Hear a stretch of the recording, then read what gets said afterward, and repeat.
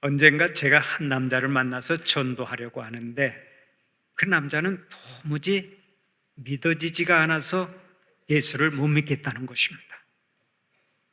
자기는 하나님께서 말씀 한마디로 천지를 창조하신 것을 믿지 못하겠고 예수님이 죽었다가 다시 살아나신 것을 믿지 못하겠다고 하더라고요. 특별히 예수님이 동정녀 마리아에게서 태어난 것은 진짜로 못 믿겠다고 하면서 이렇게 말하더라고요. 목사님, 저도 예수를 믿고 싶은데 믿음이 안 생겨요. 믿어지지가 않아서 못 믿겠어요. 오늘 또 이 세상에는 하나님을 믿고 싶어도 믿음이 안 생겨서 못 믿겠다고 하는 사람들이 많습니다. 그러나 우리는 하나님을 보지도 않고 믿고 하나님께서 하신 일을 전적으로 믿고 살아갑니다. 하나님께서 말씀 한마디로 천지를 창조하시고 인간을 창조하신 것을 확실히 믿습니다. 예수님의 동정녀 탄생을 믿을 뿐만 아니라 예수님의 죽으심과 부활과 우리를 구원하심을 믿습니다. 예수님이 장차 재림하실 것을 확실히 믿습니다. 주님과 함께 천국에서 영원히 살 것을 믿습니다.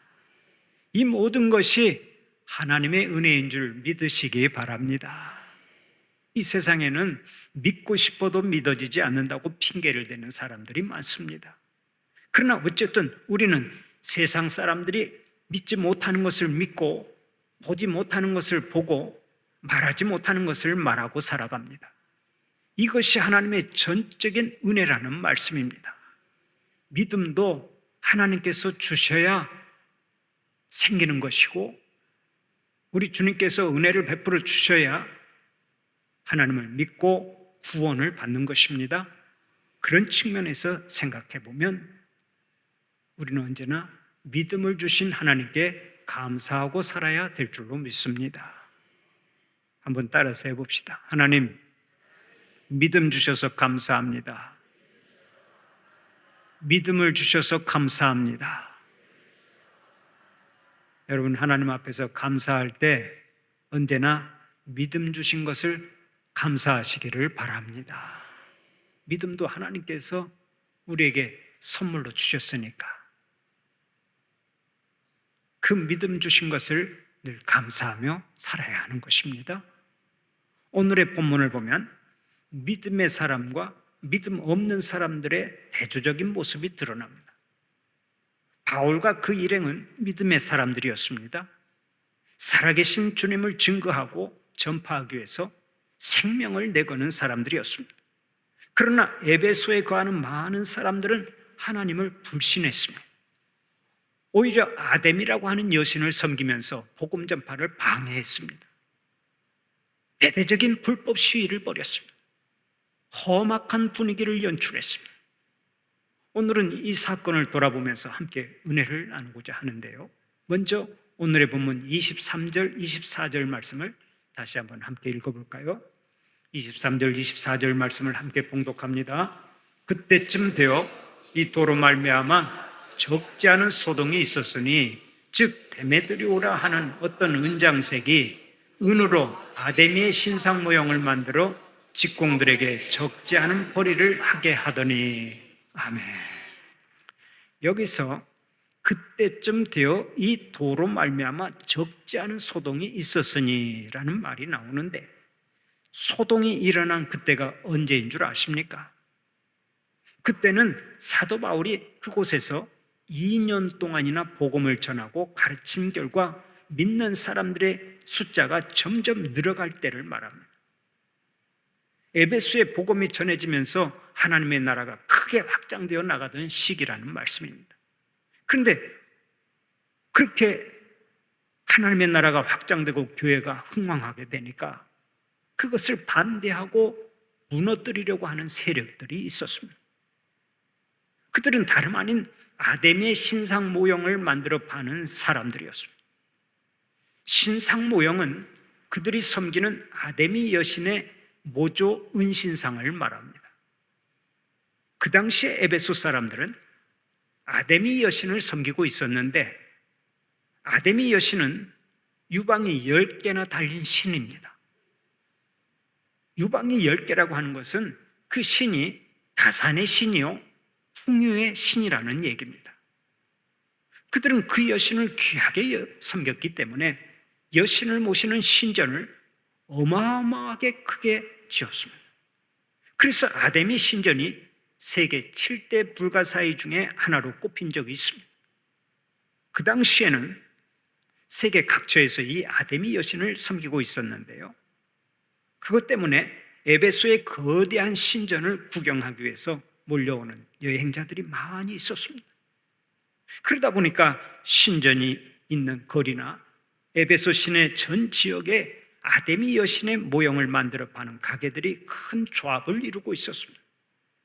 많은 사람들이 아데미 신상 모형을 만들어 팔았고 거기서 얻어지는 수입은 에베소 지방의 경제를 좌우했습니다. 그런데 사도 바울이 그곳에 와서 복음을 전파하고 굉장한 능력을 행하면서 수많은 사람들을 개종시켰습니다. 심지어 마술을 하던 사람들도 책을 다 불태워버리고 예수를 믿기 시작했습니다. 결국 아데미 신상 모형을 만들어 돈벌이를 하던 사람들이 생존의 위협을 받게 되니까 집회를 열고 큰 소동을 벌였던 것입니다. 물론 그들의 입장에서 보면 생존권이 달린 문제라 이해도 되기도 합니다. 그러나 바울이 전파한 복음에는 영혼 구원의 문제가 달려 있었습니다.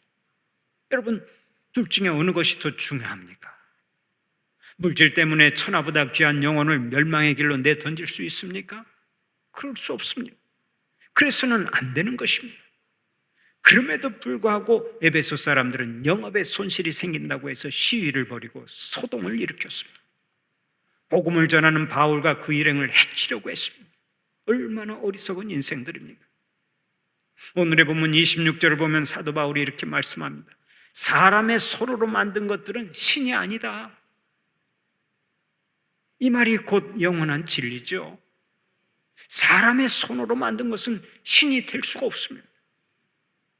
신이 사람을 만드는 것이지 사람이 신을 만들 수는 없는 것입니다. 그럼에도 불구하고 우리가 사는 세상에는 사람들이 손으로 만든 신들이 항상 존재해 왔습니다. 이것이 얼마나 어리석은 일이고 한심한 일입니까? 한번 생각해 보세요. 사람이 손으로 나무를 다듬고 돌을 쪼아서 만든 우상들이 무엇을 할 수 있겠습니까? 사람의 손에 의해 다듬어지고 색깔이 입혀진 우상들 앞에 엎드려 절하며 벌벌 떠는 것이 무슨 의미가 있겠습니까? 이런 것은 마치 어린아이가 도화지에 도깨비 그림을 그려놓고 그것을 보고 무섭다고 벌벌 떠는 것과 다를 바가 없습니다. 여러분, 우리의 자녀가 만약 이런 짓을 한다면 여러분은 뭐라고 하시겠습니까? 아이고, 우리 강아지 잘한다, 잘해 하고 칭찬할 사람은 단 한 사람도 없을 것입니다. 야, 이 바보 천치야, 너 미쳤냐? 미쳐도 많이 미쳤구나 하고 호통을 치고 책망할 것입니다. 제 말이 맞지요? 자식이 도화지에다가 도깨비 그려놓고 그걸 보고 무서워서 벌벌 떨고 두려워한다면은 여러분들이 칭찬을 하시겠습니까? 아마 칭찬하지 않고 미쳤다고 소리를 치면서 자식에게 혼을 낼 것입니다. 신이 인간의 손에 의해 만들어졌다면 그것은 신이 될 수가 없는 거라고요. 그래서 이사야 선지자는 이사야 44장 15절 이하를 통해 이렇게 말했습니다. 이 나무는 사람이 땔감을 삶는 것이거늘 그가 그것을 가지고 자기 몸을 덮게도 하고 불을 피워 떡을 굽기도 하고 신상을 만들어 경배하며 우상을 만들고 그 앞에 엎드리기도 하는구나. 그들이 알지도 못하고 깨닫지도 못함은 그들의 눈이 가려서 보지 못하며 그들의 마음이 어두워져서 깨닫지 못함이니라. 사람들의 마음이 어두워져서 나무로 땔감을 삼으면서도 그것으로 신상을 만들어 섬기니 참으로 한심하다는 말씀입니다. 그렇습니다. 우상 숭배처럼 어리석은 일이 없고 우상 숭배처럼 한심한 일이 없는 것입니다. 그런데 우리가 사는 세상에는 각종 우상 숭배가 넘쳐나고 있죠. 눈에 보이는 우상과 보이지 않는 우상을 섬기면서 하나님의 영광을 많이 가리고 있습니다. 하나님께서 주시고자 하는 복을 발로 차고 있습니다. 참으로 가슴 아픈 일이 아닐 수가 없습니다. 하나님께서는 출애굽기 20장 4절 5절을 통해서 오늘 또 분명하게 말씀하십니다. 너를 위하여 새긴 우상을 만들지 말고 또 위로 하늘에 있는 것이나 아래로 땅에 있는 것이나 땅 아래 물속에 있는 것에 어떤 형상도 만들지 말며 그것들에게 절하지 말며 그것들을 섬기지 말라. 나 내 하나님 여호와는 질투하는 하나님인즉 나를 미워하는 자의 죄를 갚되 아버지로부터 아들에게로 3, 4대까지 이르게 하거니와. 우상 숭배하지 말라고 명령하십니다. 특별히 자식들에게까지 불행을 유산으로 남기지 않으려면 우상 숭배를 해서는 안 된다고 경고하십니다. 그렇다면 오늘 여러분의 현 주소는 어디에 있습니까? 사랑하는 우리 성도들은 눈에 보이는 우상뿐만 아니라 눈에 보이지 않는 우상까지도 일체 섬기는 일이 없기를 바랍니다. 돈을 우상으로 섬겨도 안 되고 세상 쾌락을 우상으로 섬겨도 안 되고 세상의 권세를 우상으로 섬겨도 안 됩니다. 특별히 귀신을 섬기는 일은 흉내도 내서는 안 됩니다. 한 기관의 보고에 의하면 우리 기독교인들도 30%가 점을 친다는 보고가 있습니다. 아마 이것이 잘못된 보고겠죠?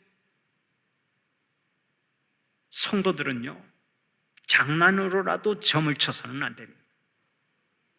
재미로라도 손금을 보거나 토정비결을 봐서는 안 됩니다. 왜 그렇습니까?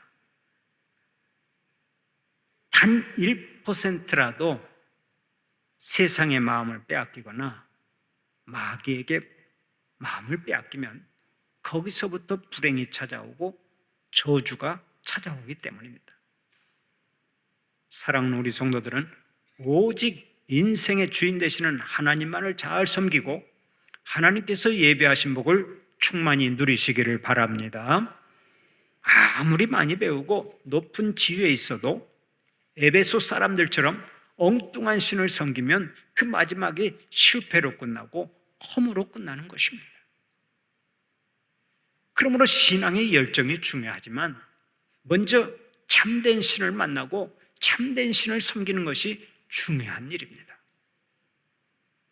이전에 제가 섬기던 교회에 보살 출신의 권사님과 불교 여신도 연합회 회장을 역임했던 집사님이 계셨습니다. 오늘 기도하신 우리 김숙진 집사님도 전직 보살이 신었는데 지금은 저렇게 예수를 잘 믿고 얼마나 새벽마다 기도의 제단을 쌓고 또 하나님께 영광을 돌리는지 몰라요. 또 교회 학교에서나 또 여러 부서에서 열심히 봉사하고 있는데 제가 보기만 해도 은혜를 받습니다. 어쨌든 보살 출신의 권사님과 불교 여신도 연합회 회장을 역임했던 집사님이 계셨는데 그분들이 과거에는 부처를 열심히 섬기면서 절도 짓고 우상 숭배에 얼마나 열심을 냈는지 모릅니다. 그런데 하나님의 은혜로 예수 믿고 구원받아서 하나님의 자녀들이 되었습니다. 그들이 부처를 섬기던 열심을 가지고 지금은 지성으로 주님의 몸된 교회를 섬기는데 그들의 고백이 이것입니다. 목사님, 너무너무 억울해요. 뭐가 그렇게 억울하십니까? 헛되고 헛된 일에 그렇게 많은 물질과 시간을 허비한 것이 억울하다고요. 그래서 제가 말했습니다. 이제라도 주님을 알고 주님의 백성이 되었으니 얼마나 감사한 일입니까? 비록 인생의 전반부는 그렇게 살았을지라도 이제 인생의 후반부를 잘 살면 되는 거예요.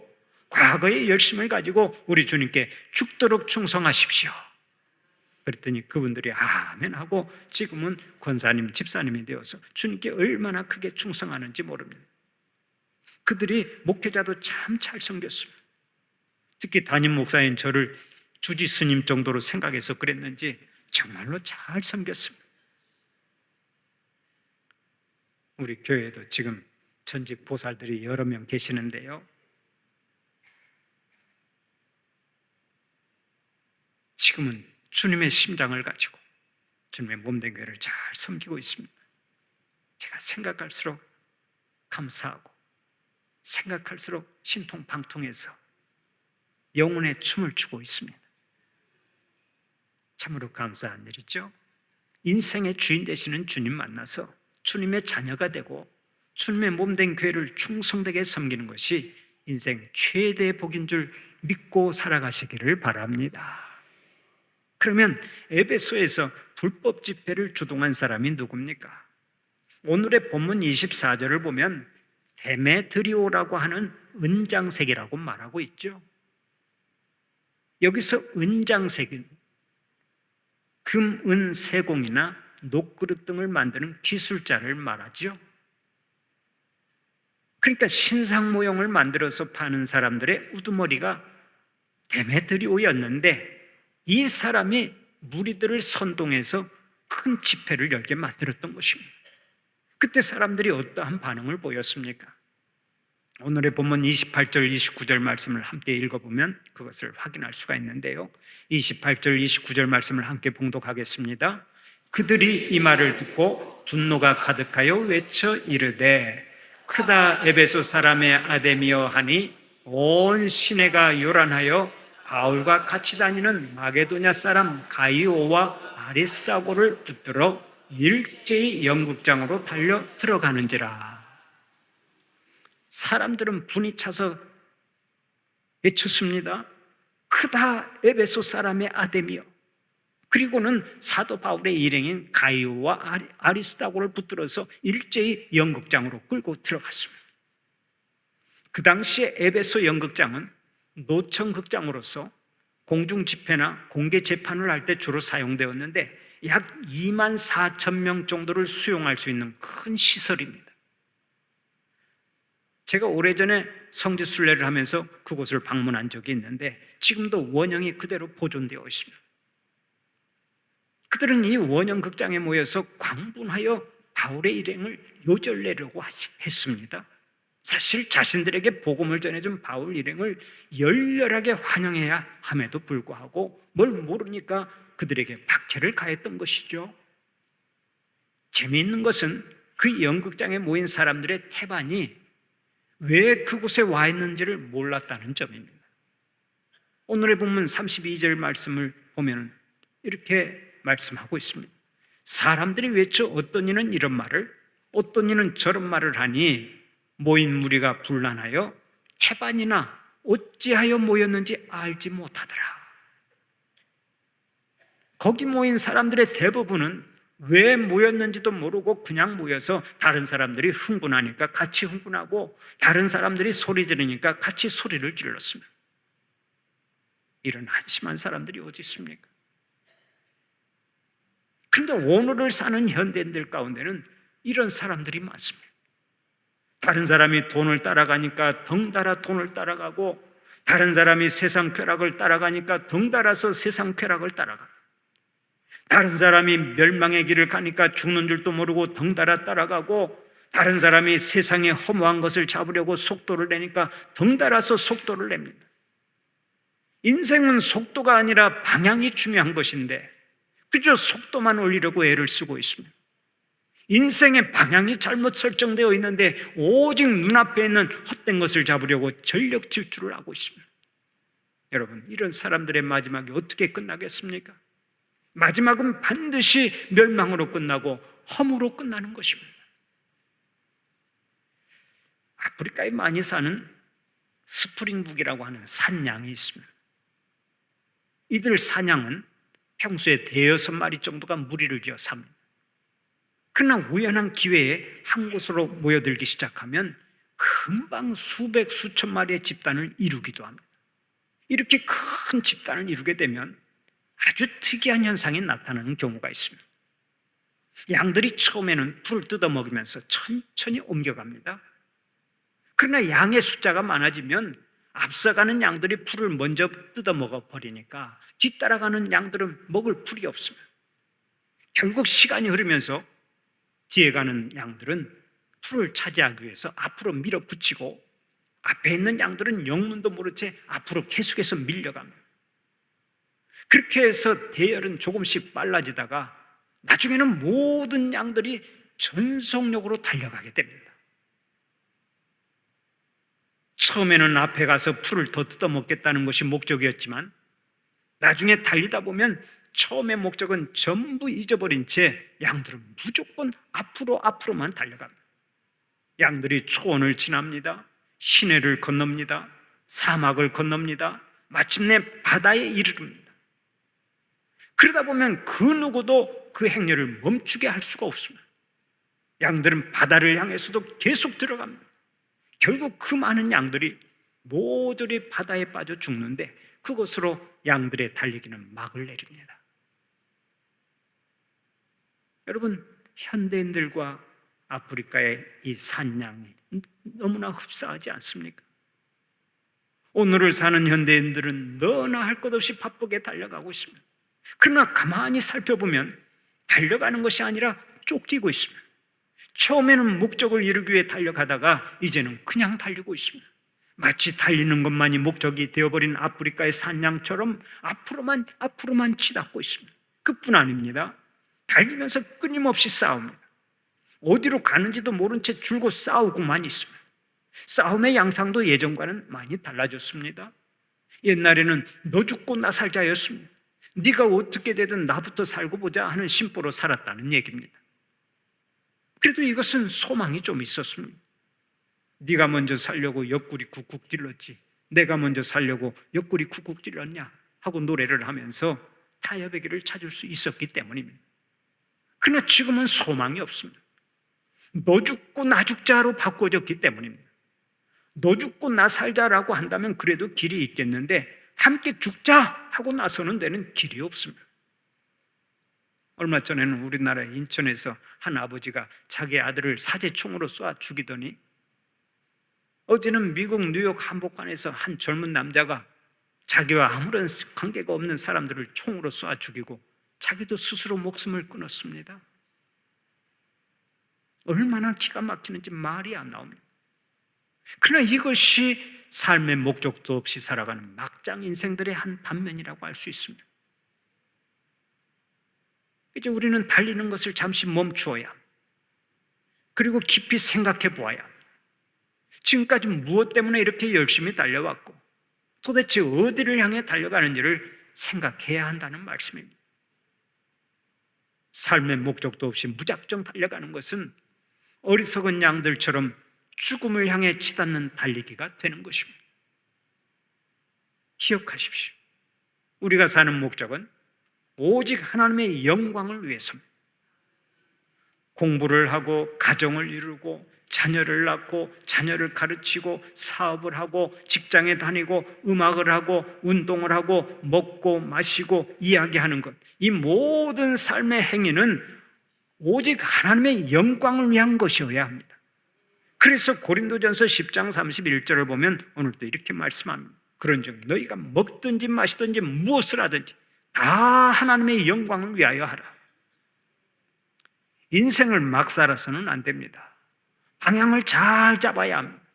삶의 결과도 중요하지만 삶의 과정이 중요한 것입니다. 하루하루 어떠한 마음으로 어떻게 살아가느냐가 중요하다는 말씀입니다. 그렇다면 생각하고 오늘을 살아야 합니다. 살면서 생각하고 생각하며 살아야 합니다. 분명히 목적을 정하고 생각하며 살아서 마지막 날에 큰 상 받는 여러분들이 되시기를 바랍니다. 한번 따라서 해봅시다. 삶은 속도가 아니라 방향이다. 방향이 중요하다. 방향을 잘 잡자. 아멘입니까? 옆 사람에게 한번 말해주세요. 삶은 속도가 아닙니다. 방향입니다. 방향이 중요합니다. 방향을 잘 잡으세요. 좋은 말로 할 때 방향 잘 잡고 살아야 돼요. 방향이 틀리면요, 아무리 속도가 빨라도 소용이 없어요. 시속 200km, 시속 300km 달려도 소용이 없다고. 방향을 잘 잡아야 돼. 제가 학교의 교목으로 사역을 할 때 종종 달리게 하는 학생들을 제가 운동장에 이렇게 내려다 보면서 보고서 아주 배꼽을 잡은 적이 많은데, 이 100m 달리기를 하면 처음 출발선에 서가지고 선생님이 깃발을 들어 올리면은 전속력을 내서 달려가서 좋은 성적을 내려고 노력을 하는데, 한 학급 중에 꼭 한 두세 사람은 달리기를 할 때 눈을 감고 달리더라고요. 탕 하면은 전속력으로 달려서 좋은 성적을 거두기 위해서 눈을 감고 달리는데, 눈 감고 달리면요 절대로 저기 마지막에 그 골인 지점에 빠르게 도착할 수가 없어요. 반드시 엉뚱한 데로 가게 돼 있어요. 눈을 감고 가니까 체육 선생님이 기다리고 있는 자리에 가지 못하고 엉뚱한 방향으로 막 달려가니까 나중에 그 학생은 꼭 선생님한테 붙잡혀가지고 매를 맞고 아주 호통을 당해요. 눈을 감고 가면 방향을 못 잡잖아요. 아무리 빨리 달려도 소용이 없어요. 우리 인생살이가 마찬가지예요. 방향 설정을 잘해야 됩니다. 세상 사람이 막 달려간다고 해서 무조건 쫓아갈 일이 아니에요. 그 사람들은 삶의 목적이 다르잖아요. 목표 지점이 다르다고요. 우리는 목표 지점이 분명합니다. 우리는 천성을 향해서 한 걸음 한 걸음 달려가는 거예요. 그러니까 절대로 그 방향을 잃으면 안 되는 거예요. 방향을 잃고 세상 사람들이 따라가는 그 길을 따라가면 안 된다고요. 사랑하는 우리 성도들은 인생의 속도가 아니라 방향이 중요한 것을 생각하면서 언제나 주님만 바라보고 최선의 믿음의 경주를 하시기를 축원합니다. 그러면 연극장에 모인 사람들이 무려 2시간 동안이나 아데미 여신의 이름을 부르며 광분했을 때 어떤 일이 일어났습니까? 오늘의 본문 35절 36절 말씀을 보면 이렇게 말씀하고 있습니다. 서기장이 무리를 진정시키고 이르되 에베소 사람들아, 에베소시가 큰 아데미와 제우스에게서 내려온 우상의 신전지가 된 줄을 누가 알지 못하겠느냐? 이 일이 그렇지 않다 할 수 없으니 너희가 가만히 있어서 무엇이든지 경솔히 아니하여야 하리라. 치안상 위험이 있다고 판단을 한 서기장이 나와서 흥분한 관중들을 진정시켰습니다. 서기장은 로마 사람으로서 그 지역의 최고위직 관리입니다. 그 지역에서 발생하는 모든 소요 사태에 대해서 책임을 져야 하는 사람입니다. 만약 소요 사태가 진정되지 않고 확산되거나 폭동으로 이어진다면 옷을 벗어야 합니다. 그래서 서기장이 나와 군중들을 진정시키면서 꾸짖었습니다. 신전의 물건을 도둑질하지도 아니하였고 우리 여신을 비방하지도 아니한 이 사람들을 너희가 붙잡아 왔으니 만일 데메드리오와 그와 함께 있는 직공들이 누구에게 고발할 것이 있으면 재판날도 있고 총독들도 있으니 피차 고소할 것이요, 만일 그 외에 무엇을 원하면 정식으로 민회에서 결정할지라. 오늘의 본문 37절부터 39절까지의 말씀입니다. 서기장이 이렇게 말을 하자 뜻밖에도 군중들이 즉각 흩어져 버렸습니다. 이는 서기장이 자기가 가진 권한으로 그 불법 집회를 해산시킨 것이지만 실상은 하나님의 역사였던 것입니다. 그 모임을 그렇게 해산시키지 않았다면 바울의 일행이 크게 다칠 수도 있고 부상을 당하면 선교사에게 차질이 생깁니다. 하나님께서 더 이상 그 모임을 방치해 둘 수가 없었습니다. 그래서 서기장을 세워서 그 모임을 흩어버렸는데요, 바로 이것입니다. 하나님께서 함께 하시면 숫자나 환경이 문제가 아니라고, 모든 일에 우리는 승리하게 되어 있습니다. 그 당시 연극장에 모인 사람들이 어림잡아서 2만 명은 되었을 것입니다. 그들에 비해서 사도 바울의 일행은 불과 몇 사람에 지나지 않았습니다. 그럼에도 불구하고 다수의 그들이 소수의 바울 일행을 이기지 못한 이유가 있습니다. 그들은 아무런 생명력 없는 우상을 섬기는 자들이었지만 바울 일행은 살아계신 하나님을 믿고 그의 자녀가 된 사람들이었기 때문에 그들은 승리했던 거예요. 하나님은 살아계십니다. 오늘도 불꽃 같은 눈으로 우리들을 지켜보십니다.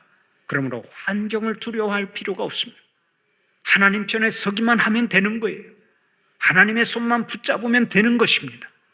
날마다 하나님 편에 서서 그리스도의 편지가 되어 살고 모든 일에 승리하는 주님의 자녀들이 되시기를 간절히 축원합니다.